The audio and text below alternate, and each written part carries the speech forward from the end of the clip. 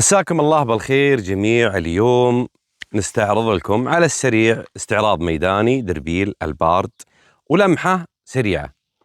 طبعا اليوم انا ركبته على اللونج رينج السي زد LRB وصفرته على تقريبا 46 ياردة او 45 ياردة، وضبطنا اعداداته، دخلنا البي سي ووزن الطلقة وارتفاع الدربيل عن السبطانة كذلك. وجربناه وبنزل لكم تجاربه، بس بعطيكم لمحة عن الدربيل. الدربيل طبعا تصفره من طلقة واحدة، هذا أول شيء. الشيء الثاني طبعا فيه نايت فيجن اللي هو رؤية ليلية ولكن ما هي حرارية. نايت فيجن تقدر تسجل فيه ذاكرة. الشحن تايب سي تقدر تسجل فيه كذلك فيديو. تقدر تتحكم في شكل الشبكة بالألوان أو بالشكل. تقدر تخلي مثلا شبكة ومكان الهدف. بعد طبعا فيه رينج فايندر على فكرة قبل أنسى، لما تضغط زر قياس المسافة عندك خيارين، إما إنه يطلع لك فقط إكس وانت ترمي عليه، أو يطلع لك الشبكة ويطلع لك كذلك العلامة اللي انت ترمي عليها، يطلع لك إكس أو نقطة أو صليب حسب اختيار الشبكة. طبعا وش الشركة، وش جاب الشركة، قصدي الشبكة الشبكة عدة أشكال وعدة ألوان، تقدر تستخدم اللي يعجبك منها. ربل سبحان الله الارتداد للعين. فيه تسجيل فيديو مثل ما قلنا،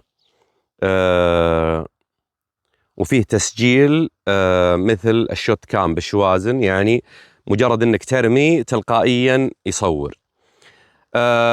ممتاز جدا للي فقط هدفهم الصيد، ما يحتاج رفع كليكات وعدل كليكات، وزن خفيف وصغير. وخلوكم معنا نشوف الرماية فيه سواء بالنهار أو بالليل. بسم الله.